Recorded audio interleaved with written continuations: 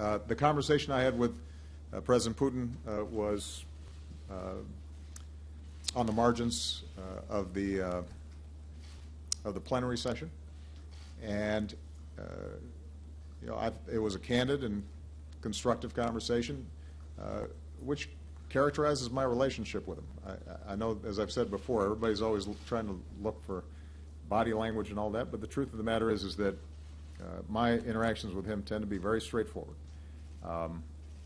We discussed Syria, and that was primarily the topic of conversation. Mr. Snow did not come up, beyond me saying that, re-emphasizing that where we have common interests, I think it's important for the two of us to work together. And on Syria, I said, listen, I don't expect us to agree on this issue of chemical weapons use, although it is possible that after the UN inspector's report, it may be more difficult for Mr. Putin to maintain his current position about the evidence.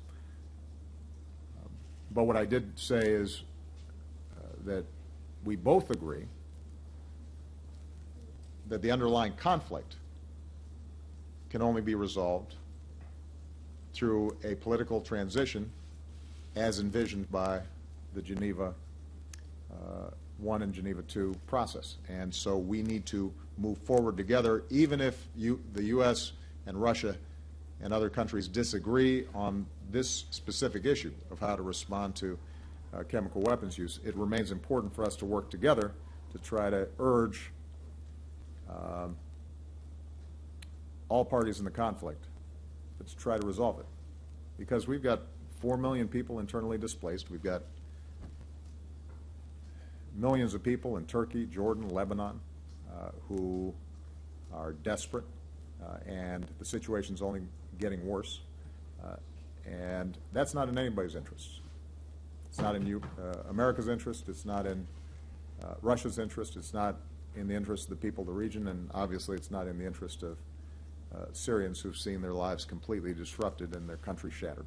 So that is going to continue to be a project of ours, and that does speak to an issue that has been raised back home around this whole issue.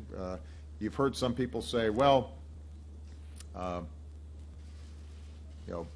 we think if you're going to do something, you got to do something big, and maybe this isn't big enough, or maybe it's too late, or other responses like that. And what I've tried to explain is, look, we may not solve the whole problem, but this particular problem of using chemical weapons on children, this one we might have an impact on, and that's worth acting on. That's important to us. And what I've also said is that as far as the underlying conflict's concerned,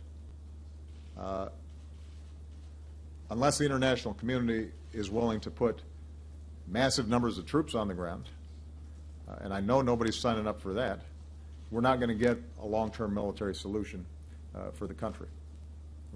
And that is something that can only come about, I think, if as different as our perspectives may be, myself, Mr. Putin, and others are willing to set aside those differences and put some pressure on the parties on the ground.